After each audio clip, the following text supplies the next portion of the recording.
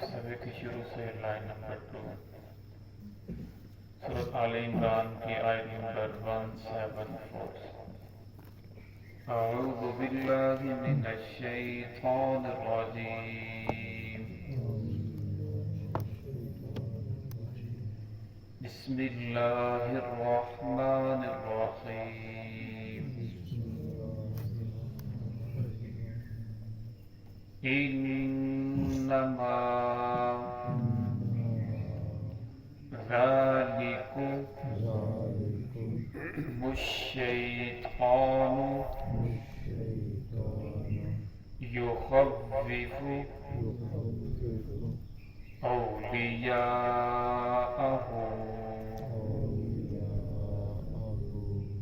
فلا تخافوهم وخافونی ان کنتم مؤمنین ولا يحزنك الذين يسارعون في الكفر إنهم لن يضروا الله شيئا يريد الله ألا يجعل لهم حظا في الآخرة ولهم عذاب عظيم إن الذين اشتروا الكفر بالإيمان لن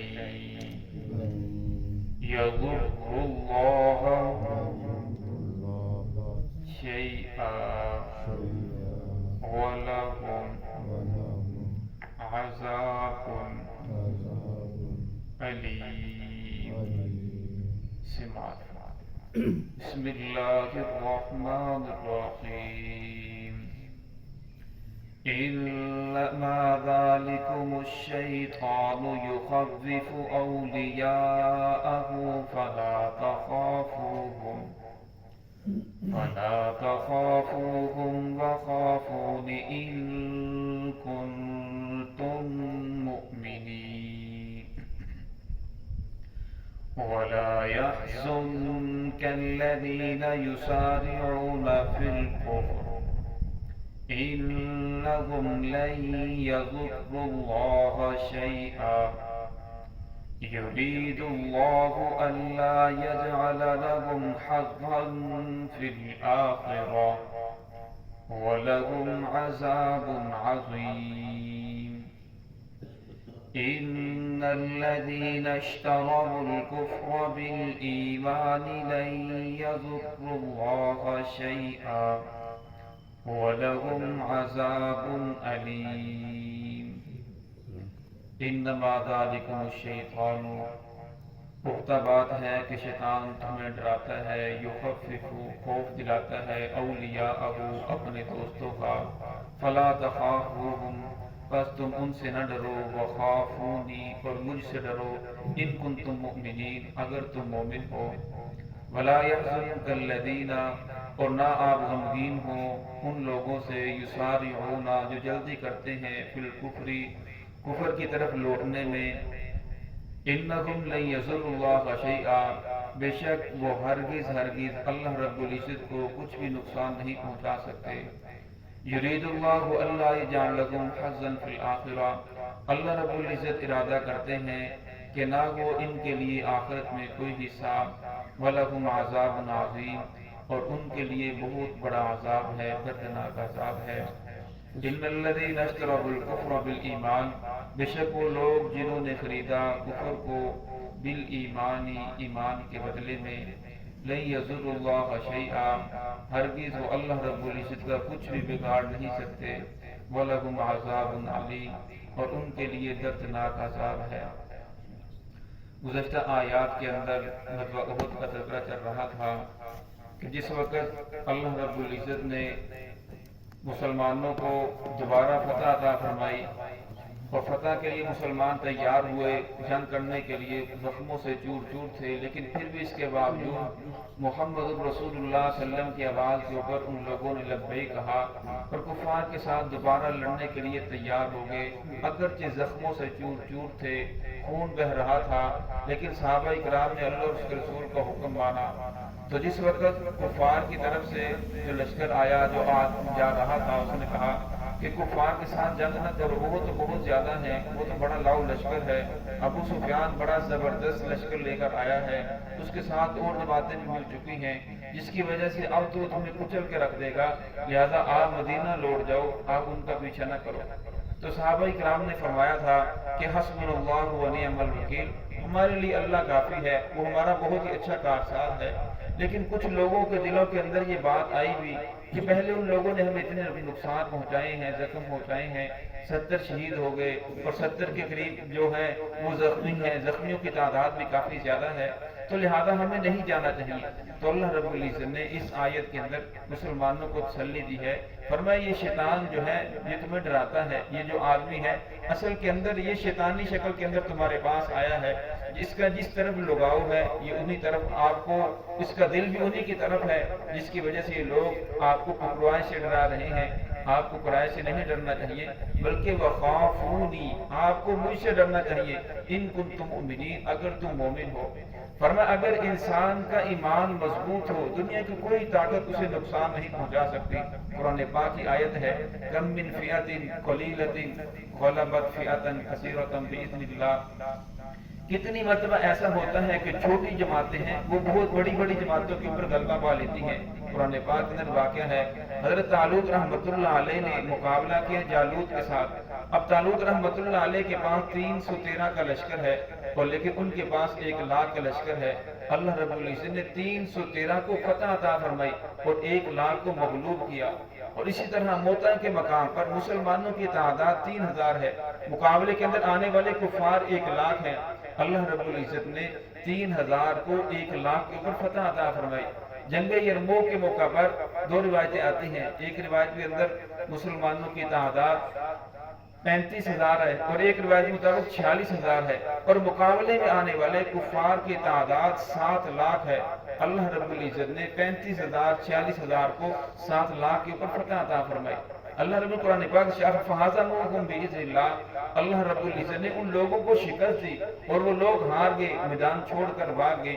تو فرمایا جب انسان کا ایمان مضبوط ہوتا ہے، انسان کا اللہ رب العزت کی ذات سے تعلق ہوتا ہے، فرمایا پھر اسے شیطان سے ڈرنے کی ضرورت نہیں ہے۔ شیطان سے وہی انسان کو ڈرنا چاہیے، فرمایا جو اللہ کی نافرمانی کر رہا ہے، اللہ کے رسول کی نافرمانی کر رہا ہے، فرمایا پھر کسی وقت بھی شیطان اسے اپنا لقمہ بنا سکتا ہے۔ فرمایا جو اللہ اس کے رسول کی مان کر چلنے والا ہے، اس سے شیطان سے نہیں بلکہ اللہ رب کی ذات سے ڈرنا چاہیے۔ اللہ رب العزت کی ذات سے جب ڈرو گے، اللہ کی ذات سے ڈرنے سے مراد یہ ہے کہ اللہ کی ناراضگی سے ڈرو، اللہ رب کی ذات ناراض نہ ہو جائے، ایسا کام نہ سرزد ہو جائے جس سے اللہ رب کی ذات ناراض ہو۔ فرمایا جو مومن ہوتا ہے وہ چاہے خلوت میں ہو، چاہے جلوت میں ہو، چاہے سفر میں ہو، چاہے حضر میں ہو، تنہائی میں ہو، عام ہو، فرمایا ہر وقت اللہ رب العزت کی ذات اس کے سامنے ہوتی ہے، وہ اللہ کو اپنی ساتھ سمجھتا ہے۔ فرمایا پھر کوئی بھی کام کرتا ہے تو وہ دیکھتا ہے کہیں اللہ اس کے رسول مجھ سے ناراض نہ ہو جائیں۔ فرمایا جب تک تمہارے دلوں کے اندر ایمان مضبوط ہے، فرمایا تمہیں قلت اور کثرت کا خوف نہیں کرنا چاہیے بلکہ تمہیں اللہ رب العزت کی ذات پر بھروسہ کرنا چاہیے۔ وَلَا يَحْزُنكَ الَّذِينَ يُسَارِعُونَ فِي الْكُفْرِ، جس وقت 1000 مسلمانوں کی تعداد تھی جن میں سے 300 منافقین یہ بات کہہ کر الگ ہو گئے کہ ہماری بات تو مانی نہیں گئی تو لہٰذا ہم آپ کے ساتھ جنگ نہیں کریں گے۔ تو آپ صلی اللہ علیہ وسلم رہے تو خاموش، لیکن دلی طور پر صدمہ ہوا کہ یہ لوگ پہلے ہمارے ساتھ تھے، اچانک ان لوگوں نے یہ ایسا فیصلہ کیوں کیا؟ تو اللہ رب العزت نے آپ صلی اللہ علیہ وسلم کو، صحابہ کرام کو تسلی دی، فرمائے وَلَا يَحْزُنْكَ الَّذِينَ، آپ غمگین نہ ہو، پریشان نہ ہو ان لوگوں کی وجہ سے یسارعون فی الکفر، جو جلدی کرتے ہیں کفر میں۔ فرمایا اتنی دعوت دی جاتی ہے صبح سے شام تک، آپ محمد رسول اللہ صلی اللہ علیہ وسلم دعوت دیتے ہیں، لیکن چند لوگ ایمان لے کر آتے ہیں اور کفر کی طرف لوگ بہت جلدی سے جا رہے ہیں۔ اب دعوت دینے کے بعد اتنا بڑا ٹون ہے، کتنے لوگ جو ہیں دین کے ساتھ جڑے ہوئے ہیں، اور لیکن فرمایا برائی کی طرف کتنے جا رہے ہیں۔ فرمایا اس کی آخر وجہ کیا ہے؟ آپ صلی اللہ علیہ وسلم اس وجہ سے پریشان تھے کہ میں اتنی دعوت دیتا ہوں، اتنی محنت کرتا ہوں، اور نیکی کی طرف کم لوگ آتے ہیں، ایمان کم قبول کرتے ہیں، اور جو 1000 تھے ان میں سے بھی مجھے 300 چھوڑ کر چلے گئے۔ تو اللہ رب نے فرمایا آپ پریشان نہ ہو، آپ کا پریشان ہونا حق برحق ہے، کیونکہ آپ تو رحمت للعالمین تھے۔ آپ صلی اللہ علیہ وسلم کو اپنے ہر امتی کا خوف تھا کہ کہیں میرا کوئی امتی جہنم کے اندر نہ چلا جائے، میرا ہر امتی جہنم سے بچ کر جنت میں جانے والا بن جائے۔ ہر وقت آپ صلی اللہ علیہ وسلم کو اس بات کا خوف رہتا تھا کہ کہیں میرا کوئی امتی ایسا گناہ نہ سرد ہو جائے جسے اللہ رب العزت کی ناراضگی اس کو بھول لے لے، جس کی وجہ سے جہنم کے اندر جانا پڑے۔ لیکن اللہ رب العزت نے آپ غمگین نہ ہو، کیوں؟ اس لیے کہ ہر آدمی کا اللہ رب کے ساتھ معاملہ ہے، ہر آدمی کا اللہ کے ساتھ تعلق ہے، اس آدمی کا جیسا تعلق ہوگا اللہ رب اس کے ساتھ ویسا ہی معاملہ فرمائیں گے۔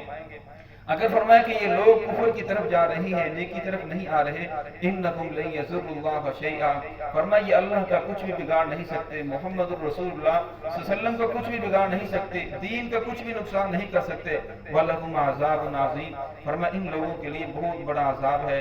ان الذین اشتروا الکفر بالایمان، فرمایا ان لوگوں کی مثال تو ایسے ہے، وہ لوگ جنہوں نے خریدا کفر کو ایمان کے بدلے میں، فرمایا ان لوگوں نے اپنے ایمان کو بیچ دیا اور کفر کو خرید لیا، یہ ایسے ہی ہے۔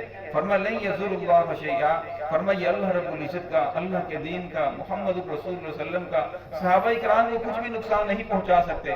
فرمایا جو دین کو چھوڑ کر کفر اختیار کرتے ہیں، یہ بظاہر اپنے آپ کو مسلمان ظاہر کرتے ہیں لیکن ان کے دل کافروں کی طرف مائل ہیں، یا فرمایا وہ کام تو کافروں والے کرتے ہیں لیکن اپنے آپ کو مسلمان ظاہر کر رہے ہیں۔ فرمایا اس کی وجہ سے آپ کو پریشان نہیں ہونا چاہیے، اس کے اندر کسی کا کچھ نقصان نہیں، بلکہ ان کی اپنی ذات کا نقصان ہے، اپنی ذات کو نقصان پہنچا رہے ہیں، اپنے آپ کو پریشان کر رہے ہیں۔ فرمایا جب انسان کا اللہ کے ساتھ تعلق نہ ہو، دنیا کی جتنی نعمتیں بھی اس کے پاس آ جائیں، فرمایا وہ دماغی طور پر، دلی طور پر کچھ اطمینان حاصل نہیں ہوتا، پریشان ہی رہتا ہے۔ جتنا بھی آ جائے اس کی کوشش ہوتی ہے کہ اگر مجھے یہ نعمت مل جائے تو پھر پریشانی ختم ہو جائے گی، یہ نعمت مل جائے پھر پریشانی ختم ہو جائے گی۔ فرمایا وہ نعمتیں ملتی رہتی ہیں لیکن پریشانیاں ختم نہیں ہوتی۔ اس کی وجہ یہ ہے کہ اللہ کے ساتھ تعلق نہیں ہوتا۔